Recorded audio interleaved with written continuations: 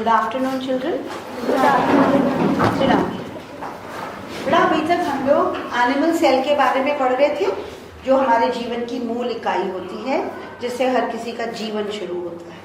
तो उसको पढ़ने के लिए जब हम लोग सूक्ष्मदर्शी से किसी भी एनिमल सेल को देखते हैं तो सबसे पहले उस कोशिका में एक सेल मेम्ब्रेन होती है, जिसको कोशिका झिल्ली कहा जाता है, जो उसका शेप बनाती है कि वो गोलाकार है, अंडाकार है, चौकोर है, कैसी है।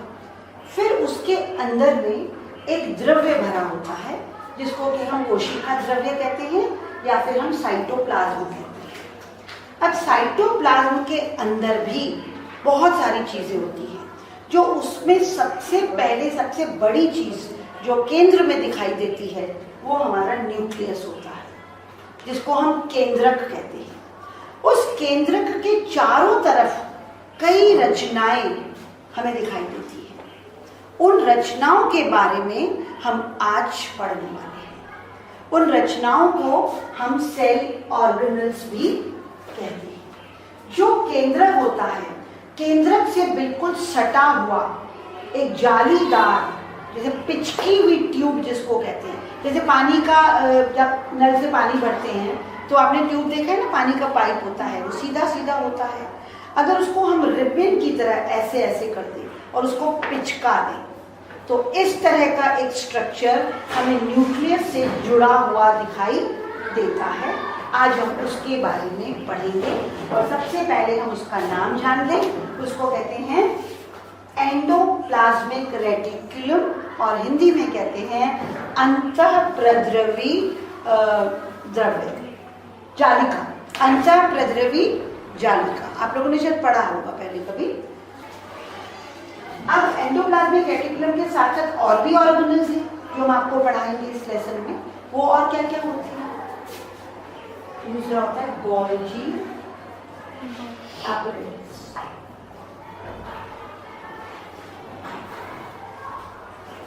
तीसरा होता है माइटोकॉन्ड्रिया। सुने हैं इनके नाम कभी? चौथा होता है, ये जरूर सुना होगा आपने, वैक्यूल्स एंड लाइसोसोम्स। ठीक है, तो आज हमारा मुख्य बिंदु है एंडोप्लाज्मिक रेटिकुलम, जिसकी संरचना इस तरह की होती है। आप समझ पा रहे हैं? ये गोलाकार संरचना मैंने दिखाई थी पहले भी आपको। क्या है नाम इसका? न्यूक्लियस, केंद्रक। केंद्रक से ही जो पोर्स दिखाए थे, छेद होते हैं, जिससे कि वो आवागमन ट्रांसपोर्ट होता है चीजों का, एक जगह से दूसरी जगह जाना होता है। उससे क्या निकल रहा है? एक ट्यूब जैसी निकल रही है रचना, और ऐसे ऐसे ऐसे स्पाइरल जैसे पिचकी हुई ट्यूब। ठीक है, अब इसमें भी जो एंडोप्लाज्मिक रेटिकुलम है, ये उसका मैंने एक हिस्सा दिखाया है। अगर आप अपनी किताब में देखेंगे तो दो तरह की दिखेगी। एक होती है प्लेन और एक होती है दानेदार। जो दानेदार है उसको रफ बोलते हैं, कि रफ एंडोप्लाज्मिक रेटिकुलम, जो छूने में खुरदरी होगी। एक सतह होती है प्लेन सरफेस, उसका बिल्कुल चिकनी सरफेस होती है। तो हम सबसे पहले पढ़ेंगे कि कौन सी दानेदार है और कौन सी प्लेन होती है।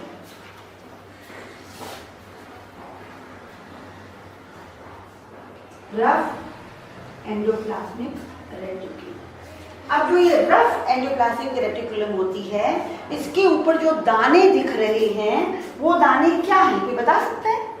ये देखो, ये पीले पीले दाने दिख रहे हैं आपको,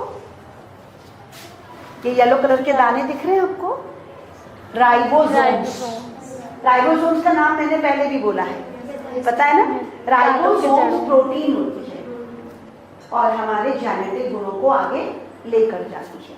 लेकिन जो दूसरे तरह की रेटिकुलम है वो प्लेन है और उसमें ये दाने नहीं होते हैं।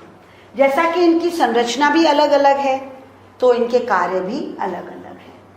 अब जो ये राइबोसोम्स हैं, ये प्रोटीन बनाते हैं, और प्रोटीन जो सेल मेम्ब्रेन टूट गई या कहीं पे ज़रूरत होती है तो फिर उसमें ये काम आता है। और राइबोसोम्स के दाने पूरे कोशिका द्रव्य में बिखरे हुए भी पाए जाते हैं।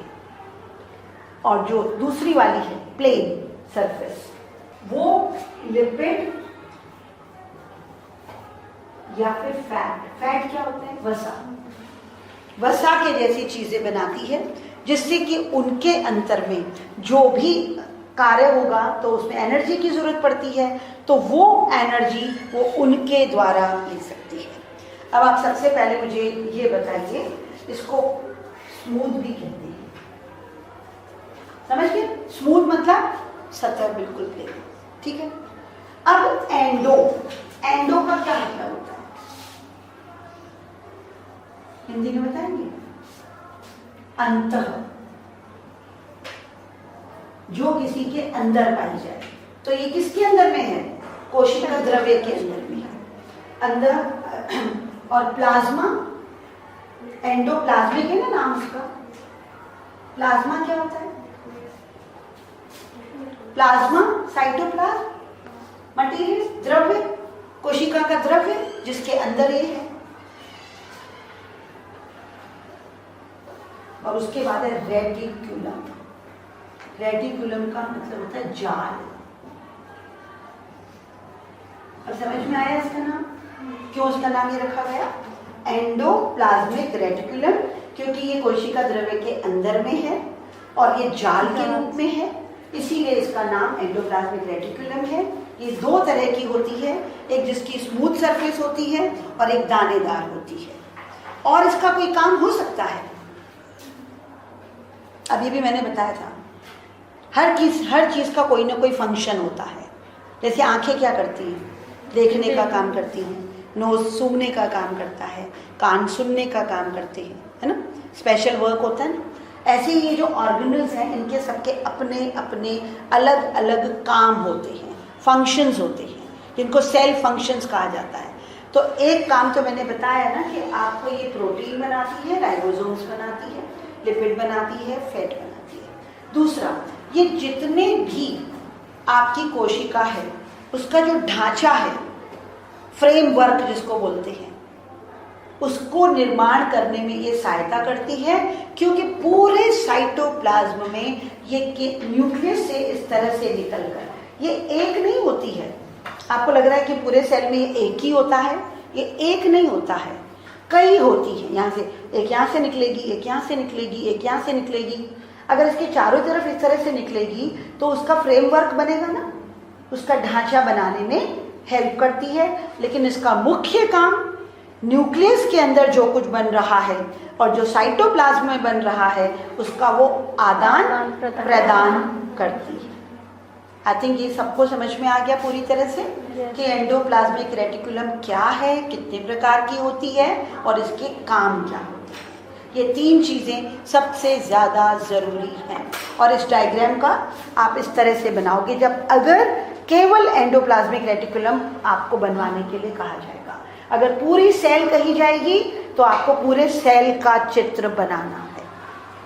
ये पूरी सेल नहीं है, ये पूरी कोशिका नहीं है, कोशिका का एक हिस्सा है जिसमें ये दिखाया जा रहा है कि एंडोप्लाज्मिक रेटिकुलम की जो शुरुआत है, बनावट है, वो कहाँ पर शुरू होती है। अंडरस्टैंड? Any questions? अच्छा, उसके बाद हम पढ़ेंगे आज माइटोकॉन्ड्रिया। माइटोकॉन्ड्रिया का नाम या उसको किस नाम से जाना जाता है? Yes, very good answer. It's the powerhouse of cell. Power किसकी?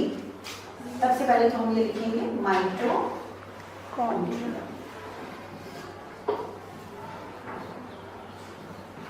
is called a powerhouse. Power house होता क्या है? आपके लखनऊ शहर में है कोई पावर हाउस? बिजली कहाँ से आती है? पावर हाउस है ना लखनऊ में, जो हमारे घरों में बिजली ये आ रही है, ये सब कहाँ से बिजली आती है? और पावर क्यों चाहिए? एनर्जी क्यों चाहिए? कोई भी काम करने के लिए। आपको कपड़े प्रेस करने, पावर चाहिए ना। जब गर्म ही नहीं होगी प्रेस तो आप क्या कपड़े प्रेस कर पाओगे? मिक्सर चलाते हैं, हमें पावर चाहिए। रेडियो चलाते हैं, टीवी चलाते हैं, तो सारे काम करने के लिए हमें पावर हाउस पावर देता है। कोशिका के जितने भी कार्य हो रहे हैं अंदर, इसके अंदर हो रहे हैं ना कि नहीं हो रहे हैं? क्योंकि वो जिंदा है, हमारे जीवन की इकाई है। जब वो जिंदा है तो वो सांस भी ले रही है, सब कुछ सारे फंक्शंस हो रहे हैं, उसके लिए पावर चाहिए। तो ये पावर हमें कौन देता है? माइटोकॉन्ड्रिया। इसका आकार कैसा दिख रहा है? अंडाकार, अंडाकार दिख रहा है, ओवल शेप्ड, लेकिन बिल्कुल अंडाकार नहीं होता है, अंडाकार से मिलता जुलता होता है। और क्या दिख रहा है? हरा हरा क्या दिख रहा है बाहर? ये क्या है? झिल्ली है। कैसी झिल्ली दिख रही है? Double membrane. कनेक्ट नहीं कर पाए? केंद्रक में भी तो ऐसे था कि डबल मेम्ब्रेन थी, इसमें भी डबल मेम्ब्रेन है कि नहीं है? अब इसकी डबल मेम्ब्रेन के थोड़े अलग लक्षण हैं। जो पहली वाली मेम्ब्रेन है ना, वो सिंपल है, जैसे होती है एक लाइन, लेकिन जो आंतरिक इसकी जो परत है वो ऐसे फोल्डेड है, जैसे रिबन, इस तरह से। जैसे मैं इसमें दिखाऊं, जैसे ये एक सपोज ये करके ऐसे करके एक माइटोकॉन्ड्रिया, ये लाइन तो उसकी प्लेन है, लेकिन जो अंदर वाली सरफेस है, समझ गए? समझे कुछ? अब जैसे मैं तुमको एक बता देता हूँ कि जो बाहर वाली जगह है अपनी, इसकी अगर मैं नाप लूँ तो समझ लो ये 1 मीटर या 1 सेंटीमीटर या कुछ, अगर हम माइक्रोस्कोप को छोड़ दें तो बहुत छोटा सा ही निकलेगा। लेकिन अंदर अगर मैंने किसी को फोल्ड कर दिया तो उसको ज्यादा लगेगा ना। तो ये जो जगह वेजेस जो बने हैं इसके, ये इसीलिए इसको फोल्डेड है जिससे कि इसका सरफेस एरिया बढ़ जाए, और ये वही जगह है जहां पर कि एनर्जी बनती है। समझे? जहां पावर जनरेट होती है। हमारे यहाँ पे पावर कहाँ जनरेट होती है? डैम्स में, बांधों में, विद्युत में, पानी से। आपको पता है ना, विद्युत कई तरह से बनाई जाती है जगह जगह से। तो ऐसे इन जगहों पर जो ये आपको ऐसी गोलाकार रचना फोल्डेड दिख रही है, यहाँ पर एनर्जी जनरेट होती है। और एनर्जी किस रूप में जनरेट होती है कोई बताएगा? उसका किसी को नाम पता है? मैं बोलूं उसका नाम? एटीपी बोलेगा? समझ में आया कुछ? एडिनोसिन, याद करो पिछली क्लास में अगर पढ़ा हो, एडिनोसिन ट्राइफॉस्फेट सुना है ना? कि माइटोकॉन्ड्रिया जो एनर्जी बनाता है, जो शक्ति बनाता है, वो एटीपी। इस एटीपी का भी फुल फॉर्म होता है। क्या फुल फॉर्म होता है इसका बताइए? एडिनोसिन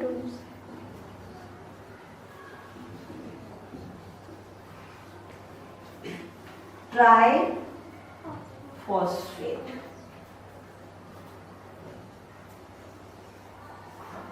अब हम एडिनोसिन ट्राइफॉस्फेट को एनर्जी की करेंसी भी बोलते हैं।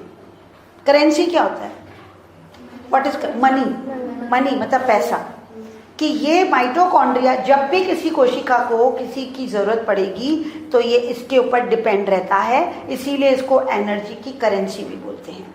अब एक कोशिका के अंदर बहुत सारी रासायनिक क्रियाएं होती हैं, होती है कि नहीं? आप खाना खाते हो, खाना खाते हो, पेट के अंदर जाता है, उसको फिर एंजाइम्स के जरिए टूटता है, फिर हमारी आंतों में जाता है, फिर ब्लड बनता है। ये सारी क्रिया को रासायनिक क्रियाएं कहते हैं, है ना? आपने पढ़ा है ना रासायनिक और भौतिक। तो रासायनिक क्रियाओं के लिए जैसे गर्म करने की जरूरत है किसी चीज को, तो एनर्जी चाहिए। खाना पकाने के लिए रासायनिक एनर्जी जरूरत पड़ेगी तो हम गर्म करते हैं, कुकर में खाना बनाते हैं। ऐसे ही कोशिका को जब रासायनिक क्रियाओं के लिए एनर्जी की जरूरत पड़ती है तो यही एटीपी हम लोगों को प्रोवाइड की जाती है, उसको मिलती है, इसीलिए इसको हम करेंसी भी कहते हैं। और माइटोकॉन्ड्रिया एक ऐसा ऑर्गेनेल है जिसका अपना खुद का डीएनए होता है। वैसे डीएनए कहाँ होता है? हमने आपको कहाँ पढ़ाया है डीएनए? बताइए। अभी 2 दिन पहले मैंने बताया था, न्यूक्लियस, डीऑक्सीराइबो न्यूक्लिक एसिड बताया था। वो केवल केंद्रक में होता है, लेकिन माइटोकॉन्ड्रिया के अंदर भी अपना डीएनए और राइबोसोम्स होते हैं जो कि प्रोटीन बनाने में कोशिका की पूरी मदद करती है। Now tell me who is called power house. बताओ पावर हाउस किसको कहा जाता है? माइटोकॉन्ड्रिया को कहा जाता है। माइटोकॉन्ड्रिया के अंदर जो एनर्जी होती है वो किस रूप में होती है? ATP. What is the full form of ATP? Adenosine triphosphate. Mitochondria क्या दोहरी झिल्ली होती है? दोहरी झिल्ली होती है। तो जो बाहर की मेम्ब्रेन होती है वो स्मूथ है, उसमें कोई फोल्ड्स नहीं है, लेकिन जो आंतरिक पार्ट होता है उसमें फोल्डेड होता है। वो फोल्डेड इसीलिए होता है कि जिससे कि उसको एनर्जी बनाने के लिए ज्यादा जगह मिल पाए। अगर ये ऐसे है केवल तो इतना ही है, अगर हम यो गोल गोल करेंगे तो ज्यादा जगह मिलती है। उसको खोलेंगे, आप स्प्रिंग को खोलते हो कभी? जब स्प्रिंग खुलती है तो लंबी हो जाती है, और ऐसे स्प्रिंग छोटी सी होती है। अच्छा, आप माइटोकॉन्ड्रिया का चित्र देखिए। इसके अंदर जो ये सफेद दिख रहे हैं वो अंदर की वो फोल्डेड जगह है जहां पर एनर्जी प्रोड्यूस होती है। एटीपी लिखा हुआ है, मेम्ब्रेना इंटीरियर। ये पोर्स भी होते हैं। पोर्स होना क्यों जरूरी है? किसी में भी छिद्र क्यों होते हैं? हमने बताया एंडोप्लाज्मिक रेटिकुलम में भी जो छिद्र है न्यूक्लियस का, उससे अगर छिद्र नहीं होंगे तो कोई भी चीज का आदान प्रदान नहीं हो सकता। अब आटा छानती हो ना रोज घर में, अगर आटा छलने की छलनी में छिद्र ही ना हो तो चलेगा? नीचे आटा, चाय छलनी में चाय पत्ती नीचे आ जाएगी, चाय कैसे पियोगे आप लोग? तो छिद्र जो होते हैं, जहां पर भी आपको छिद्र दिखाई दे, इसका मतलब कि चीजों का आदान प्रदान हो रहा है। आज आप सब लोग घर जाकर अपना सेल का चैप्टर पढ़ोगे और इस माइटोकॉन्ड्रिया के बारे में जानोगे। Okay, thank you.